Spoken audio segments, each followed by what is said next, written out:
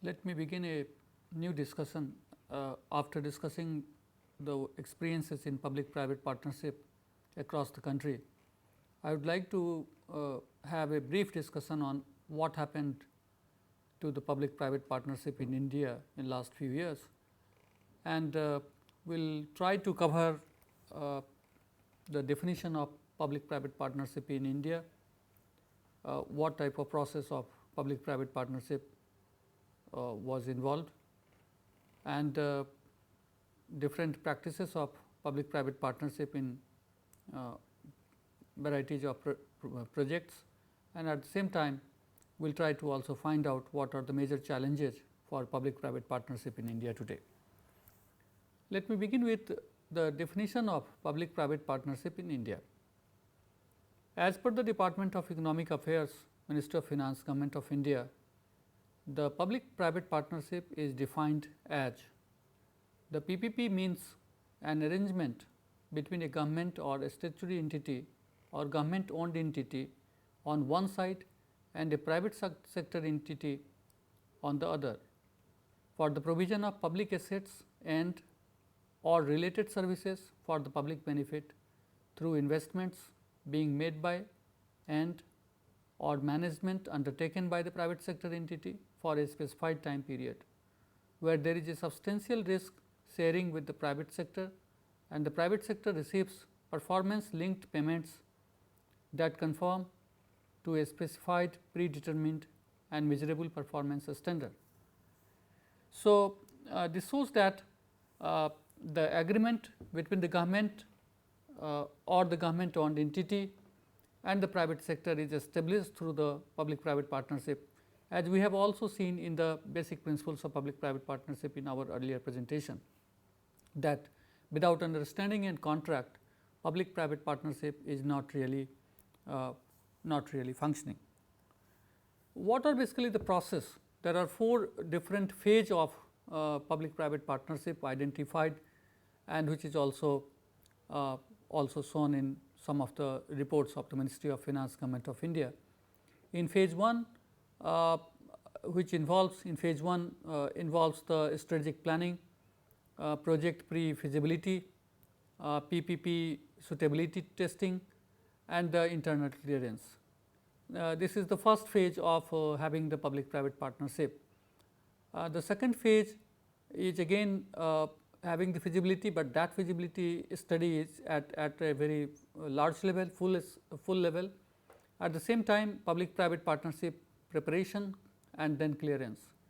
In third phase, procurement, final approval and award, and the last phase, which is the phase 4, is the implementation and monitoring of the public private partnership.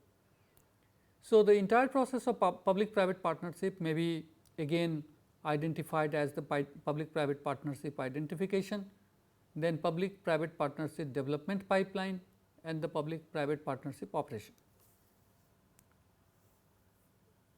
The public private partnership model started in India in mid 1990s. Initial model adopted in public private for the public private partnership in India was build operate transfer model.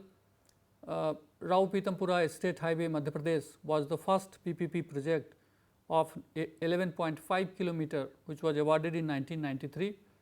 Total road projects completed including national highway through this public private partnership is 241 by March 2013, and under implementation is 348 projects. This shows that especially in the road sector, how public private partnership model is really from the first case of public private partnership to the finished case of around 241 projects, and to the cases which is under implementation, that is 348 projects. We can really say that especially build operate transfer model as a part of public private partnership model is really very successful. Some successful public private partnership apart from the road sector is the Terminal 3 at Indira Gandhi International Airport, New Delhi, Yamuna Expressway, Akshay Patra Foundation, Gujarat Solar Power, and Gujarat Ports. PPP in airports, especially in Mumbai and Delhi, we can see here that in Mumbai, operation, management and development of Mumbai International Airport, contract between Airports Authority of India and Mumbai International Airport Private Limited in 2006, and in Delhi, the development, operation and management of Delhi International Airport, the agreement between the Airports Authority of India, the Delhi International Airport Private Limited, is two important case which is in the brownfield estate infrastructure projects, because there were some airports initially, airport infrastructure initially established by the government, and these two cases are again one of the very prominent and important case to understand the public private partnership model in India. Apart from that, we can also see here the Hyderabad airport agreement for the development, construction, operation, maintenance of the Hyderabad International Airport. The concession agreement between the Government of India and the Hyderabad International Airport Limited was established in 2004 as a part of the Greenfield project. Apart from that, if we look at the state level, especially in Gujarat, which has very successful examples of public private partnership, especially in the ports, contract agreement between the Gujarat Maritime Board and a private company was established. That was the greenfield ports developed in the joint sector of build, operate, own and transfer method.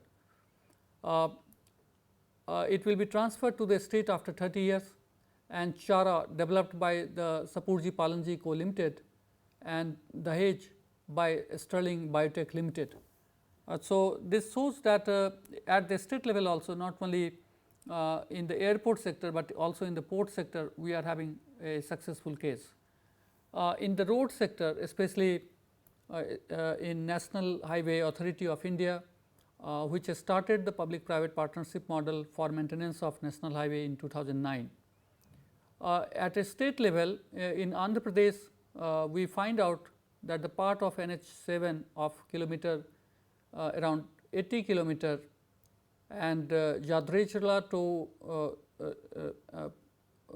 part of NH7 of National Highway 7 of around 80 kilometer and around 135.469 kilometer and of proposed Kotakatta bypass, this build, operate, transfer model of public private partnership was adopted in this particular project.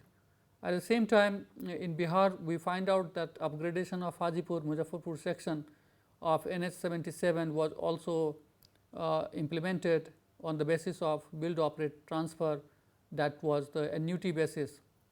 And again in Delhi, Agra section of NH2, we find out that there is a build, operate, transfer model adopted, and this shows that in the road sector especially, not only in one state, but in many states, the build, operate, transfer model is adopted as a part of public private partnership model. If one can see here the public private partnership in energy and power sector, especially the thermal power projects Cuttack is again based on the BOT model. The IL and FS engineering service in consortium with KBK group is setting up a 300 megawatt thermal power projects on build, operate, transfer basis at Guru Dihatia, Cuttack district in Odisha.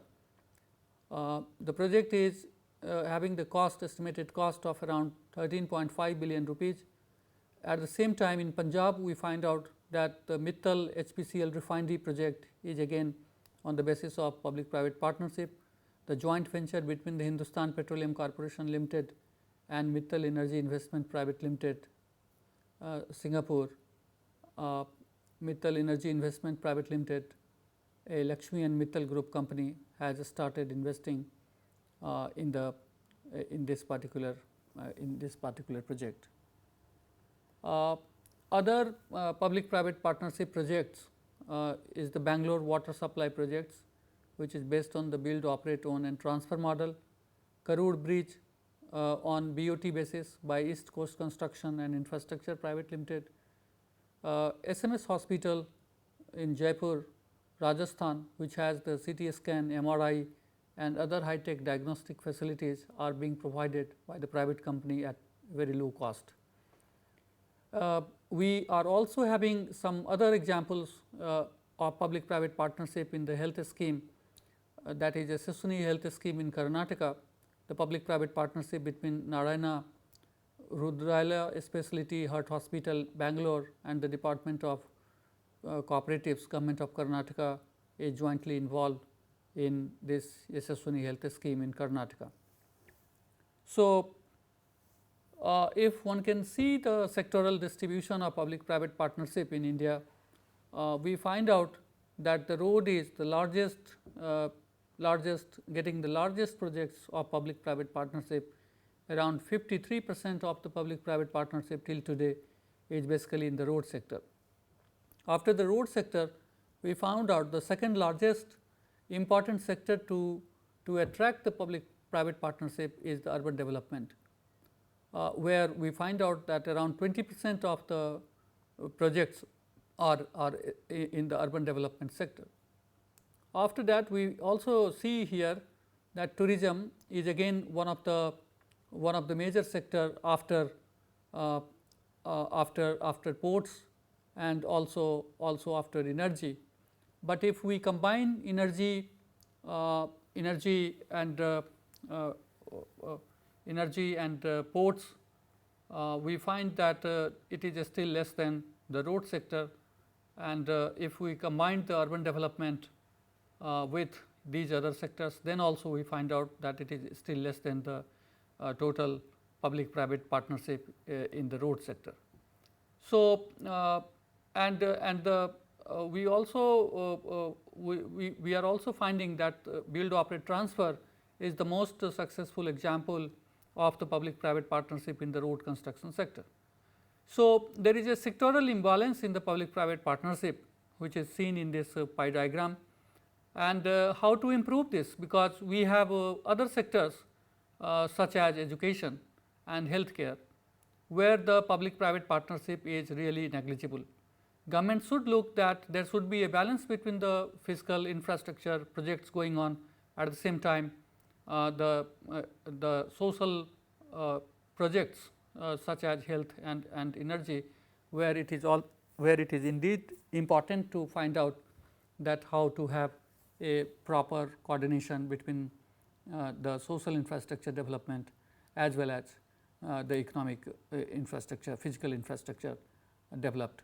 So, this particular percentage distribution is based on the data received from Federation of Indian Chamber of Commerce and Industry, and that shows that public private partnership projects in India has a very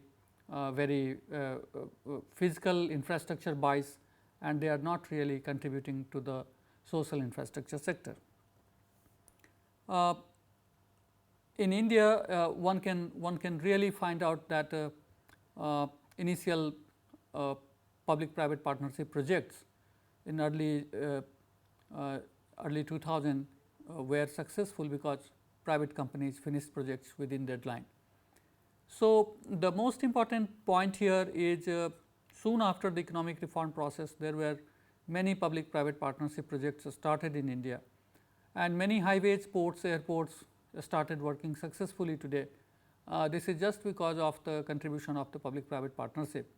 As we have seen in case of IGI Indira Gandhi International Airport, or in case of Hyderabad Airport, or in case of Mumbai International Airport, we are finding that these are well developed and well designed and construct airports due to the supports from the public private partnership. Again, whatever total projects we have completed in the road construction, also the projects which we have completed in the urban infrastructure sector, that is also due to the help of the public private partnership.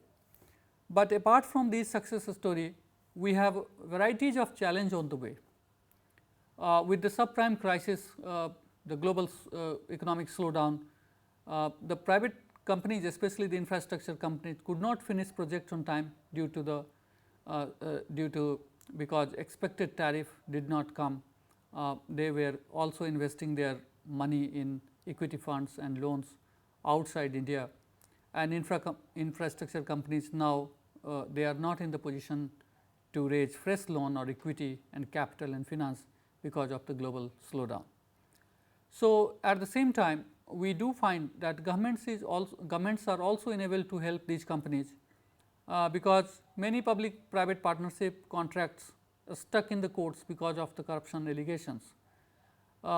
We do find that the non-performing assets of banks has increased in last few years, and this shows that the people or the firms which has taken the loan from the nationalized banks, also from some of the private banks, they are not in the position to return it back to the banks. So, this is a very bad indicator for the banking sector if the non-performing assets are really not really not recovered. Since these non-performing assets are not recovered, so they are not really the assets for the bank, and banks are facing trouble to really finance some of the new projects. At the same time, we do find that infrastructure planning is not integrated properly. Ports that lack railway facility line, railway lines, and power plants also lack the coal supplies. So, this shows that there isn't any coordination between the infrastructure firms and the subsidiary firms and subsidiary industries and facilities which these firms can really receive, and because and due to that facilities they can really run the project successfully. At the same time, India is not having a very well developed bond market like other developed country. So, a company has no other choice except to rely on banks for the finance, and since they have to rely on banks for finance, higher interest rate for projects leading to more chances of non-performing assets are again seen. So, apart from these challenges, if we can go back and see the current challenges, we find out that we can find out that it is not so simple to have the infrastructure development going on at very high speed, because after 1991 or in recent years we have global treaties, we have more integrated economy. In such a situation, our openness is our global openness, countries' openness and integration with other countries are at a very high speed. So, a crisis started in any part of the world becomes the matter for concern for us also, and as it happened in case of financial crisis, when it has started, companies' capability to fund the projects has reduced because infrastructure firms are globally linked today. At the same time, in absence of a proper bonds market and in absence of a really having a very good banking system in terms of having the very less level of non-performing assets, banks are also reluctant to pay loan to the firms, and firms are also reluctant to take loan from the bank even if they do not have other choices to take the loan. So, they have to fully depend on the higher interest rate for the projects, and that lead to the development based further assistance from the bank. So, it is the construction based or it is the result based loan. So, if the firms are not really coming out with the result, if the projects are not on time, banks are again reluctant to further finance the project, and these infrastructure projects, as we have also seen, that infrastructure projects are not really dependent on one factor, but infrastructure projects are interdependent on varieties of social, political and economic factors. The raw material or the political unrest or labor unrest may create varieties of other problems for the physical infrastructure development projects in any country. So, India, which is really facing a great sense of transformation, high level of urbanization, is also very concerned towards the recent issues of the land acquisition and infrastructure development cannot possible. Infrastructure is not development is not possible without having the land acquisition. At the same time, the compensation package and the compensation programs offered by these firms or by the government is not really sometime suitable and sustainable for financing the families which are really losing the land. So, because the land distribution is not as good as the land distribution in other part of the world, especially the Asian countries, East Asian countries and Sri Lanka and other part of the world. So, we find it difficult that whatever policy we are making for infrastructure development, that again leads to a new type of dilemma, whether the farmers should be free from the farming for the further economic growth rate of the country, or we have to continue with the older or traditional system of farming, and we should not allow for further industrial development or infrastructure development, which is the need of this hour. So, in a very strange condition today, we find out that the public private partnership model, which requires the support from all the corner of the economy, not only from the government, but also from the public, not only from the public, but also from the political party, not only from the political party, but also from the small interest group of the society. So, the practicing public private partnership model is not really very easy today. It is true that India has practiced these some of the models from 1990, and we got success in almost in many sectors, including airports, ports and roadways, and also some sense of success in the public private partnership in health. But at the same time, the statistics by Federation of Indian Chamber of Commerce and Industry do show us that there is huge infrastructure developed projects in physical sector, but we have very negligible contribution in the social infrastructure development through the public private partnership model. So, highest number of public private partnership projects are awarded in the road sector. So, India presents many successful examples of public private partnership projects, but at the same time we do have varieties of challenges on the way, and it is really hard to address those challenges today. I think this discussion gives you an exposure to what type of success we had and what type of method India has adopted in past, but at the same time with certain challenges which we have discussed now, it is very important to understand that the coming years are very difficult and challenging years for India in terms of developing infrastructure on a very efficient manner. Thank you.